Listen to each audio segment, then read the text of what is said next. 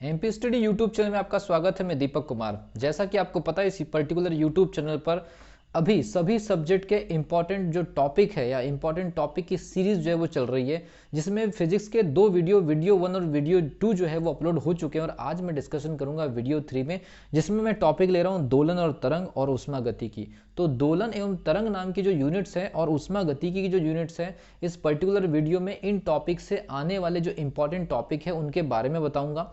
इसके अलावा उन यूनिट में और भी टॉपिक हो सकते हैं जो हो सकता है कि यहाँ से मिस हो जाए, लेकिन मैं आपको बता दूं 14 साल के पेपरों का एनालिसिस करने के बाद ये हमने एक तथ्य निकाला, एक तरह से निष्कर्ष निकाला कि ये जो टॉपिक है सबसे ज़्यादा बार आते हैं। तो सबसे पहली चीज़ इनको प्रिपेयर करिए। उसके बाद अगर आपके पास में टाइम अवेलेबल हो तो बचे हुए टॉपिक को आप प्रिपेयर कर सकते हैं, लेकिन मैं आपको बताना चाहूँगा कि ये पूरी तरह से पेपर के एनालिसिस करने के बाद ये टॉपिक्स जो है जितने ज़्यादा बार रिपीटेड टॉपिक है इनकी आपको प्रिपरेशन करनी है। वीडियो में आगे बढ़ने से पहले मैं चाहूँगा कि अगर आप नए हैं तो चैनल को सब्सक्राइब कर लीजिए, बेल आइकन को प्रेस कर लीजिए। साथ ही अगर आप 249 की फिजिक्स की लाइव क्लास से जुड़ना चाहते हैं या 199 का टेस्ट सीरीज का अप्रूवल लेकर के रखना चाहते हैं, साथ ही 1 मार्च या 5 मार्च के बीच में पीएनएसटी की नई बैच से जुड़ना चाहते हैं तो हमारे डिस्क्रिप्शन बॉक्स को विजिट कर लीजिए, वहाँ से आपको सारी इन्फॉर्मेशन मिल जाएगी। चलिए स्टार्ट करते हैं। और आज का जो टॉपिक है, आज जो हम बात कर रहे हैं दोलन एवं तरंग के ऊपर। तो दोलन एवं तरंग हमारे पास में एक यूनिट है, आप जानते होंगे। तो दोलन एवं तरंग के अंदर क्या क्या चीजें पूछी गई है अभी तक के और कौन कौन सी चीजों के पूछने के चांसेस है। तो हमारे एनालिसिस के अनुसार सबसे पहली चीज इन यूनिट्स में आपको आवर्तकाल, एक छोटा सा टॉपिक है, इजी क्वेश्चन होता है आवर्तकाल के ऊपर, आवर्तकाल और आवृत्ति। तो आवर्तकाल और आवृत्ति का कैलकुलेशन बनना चाहिए, बहुत स्मॉल सा टॉपिक होता है। इसके अलावा सरल आवर्त गति, तो सरल आवर्त गति के अंदर सरल आवर्त गति की डेफिनेशन, उसका मीनिंग, और सरल आवर्त गति के अंदर ऊर्जा का कैलकुलेशन, सरल आवर्त गति के अंदर ऊर्जा का कैलकुलेशन, वेग का कैलकुलेशन, जाकर के इनके फॉर्मूलेज याद कर लीजिए, डायरेक्टली क्वेश्चंस आ जाते हैं। इसके अलावा फिर बात करते हैं स्प्रिंग का दोलन काल। स्प्रिंग का दोलन काल बिल्कुल मोस्ट इंपॉर्टेंट टॉपिक में ले रहा हूं। स्प्रिंग का दोलन काल का फॉर्मूला और समांतर स्प्रिंग और श्रेणीक्रम स्प्रिंग ऑलरेडी मैं अपलोड कर चुका हूं। तो दोलन काल में समांतर स्प्रिंग और श्रेणीक्रम स्प्रिंग के ही क्वेश्चंस आते हैं, ठीक है भी। इसके अलावा सरल लोलक का दोलन काल, सिंपल पेंडुलम का टाइम पीरियड, सरल लोलक का दोलन काल, सरल लोलक का दोलन काल। इसके अलावा एक और टॉपिक होता है, वो है अनुनादी दोलन। तो ये जो रेजोनेंस वाला जो ऑसिलेशन होता है, ये चीजें, ठीक है भी। तो अनुनादी दोलन, तो मैंने आपको बता दिया कि जो दोलन वाला जो चैप्टर है इसमें से ये चीजें पहले कर लीजिए। अब तरंग की बात करते हैं। तो तरंग में आपका एक अनुप्रस्थ तरंग, अनुप्रस्थ तरंग इनके एग्जाम्पल, और अनुदैर्ध्य तरंग इनके एग्जाम्पल।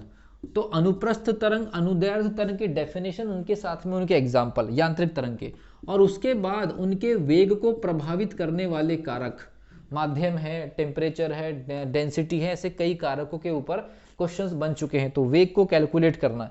इसके अलावा इस यूनिट के अंदर आपको कलांतर, कलांतर का कैलकुलेशन आपने सुना होगा। आगे एक और यूनिट आएगी प्रकाशिकी, वहां कलांतर और पथांतर वाली बात आती है, यहां पर कलांतर का कैलकुलेशन होता है। इसके अलावा परिणामी तीव्रता, परिणामी तीव्रता, तरंगों के अध्यारोपण के बाद परिणामी तीव्रता एवं आयाम। तो परिणामी तीव्रता एवं आयाम पर क्वेश्चन बन जाता है। इसके अलावा दो टफ टॉपिक है, प्रस्पंद एवं विस्पंद, बीट्स के बारे में बात कर रहा हूं, जो फ्लक्चुएशंस होती है बीट्स, उसके ऊपर क्वेश्चन होता है, प्रस्पंद विस्पंद। और डॉपलर प्रभाव में, डॉपलर प्रभाव से क्वेश्चन आ जाते हैं, कभी थ्योरेटिकल और कभी न्यूमेरिकल।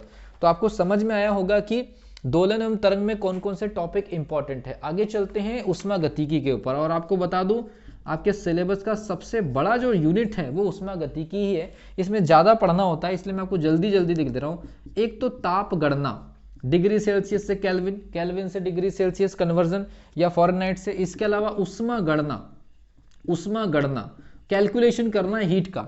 इसके अलावा इसमें विशिष्ट उष्मा भी होता है, विशिष्ट उष्मा। इसके अलावा गुप्त उष्मा का कैलकुलेशन, लेटेंट हीट का। मैं जो जो टॉपिक शॉर्ट में लिख रहा हूं उसको आप थोड़ा सा डिटेल में लिख लीजिए। इसके अलावा उष्मा गतिकी के नियम, उष्मा गतिकी के शून्यवा नियम, 0th law, first law, second law, third law, तो उसके नियम के फंडामेंटल। इसके अलावा कार्नो इंजन, कार्नो इंजन तो मस्ट है, ये टॉपिक सबसे ज्यादा इंपॉर्टेंट है। कार्नो इंजन के अलावा आदर्श गैस और आदर्श गैस की प्रॉपर्टी, उनके प्रोसेस समीकरण। अब उसके अलावा आदर्श गैस के अंदर अगर हम निकाय की बात करेंगे, समतापी प्रक्रम, समतापी, समआयतनी, रुद्धोष्म, चक्रीय प्रक्रम, विलगित निकाय, खुला निकाय, बंद निकाय, ये सारे के फॉर्मूलेज आपको, इसलिए मैंने लिख दिया आदर्श गैस की प्रॉपर्टी।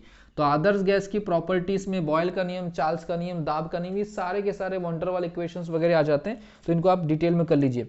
फिर उसके बाद चालन एवं संवहन, चालन एवं संवहन और साथ में विकिरण, तो इनको समझना है और इनसे रिलेटेड कुछ नियम है, जैसे विन का नियम है, किरचॉफ का नियम है, ठीक है भाई। तो विन का नियम हो गया, किरचॉफ का नियम हो गया, और एक आपका होता है इंजन की दक्षता कैलकुलेट करने वाला टॉपिक। तो ये इंजन की दक्षता या एफिशिएंसी ऑफ इंजन जो है कार्बन इंजन के अंदर आ जाता है। मैंने काफ़ी शॉर्ट में लिखा है, आप इसको एक बार रिवाइज करके ये इसको बहुत अच्छे से तैयार कर लीजिए, और जैसे जैसे मैं ये सीरीज चला रहा हूँ वैसे वैसे टॉपिक को काट करके निकाल लीजिए, टिक कर करके एक एक टॉपिक को पढ़ना है।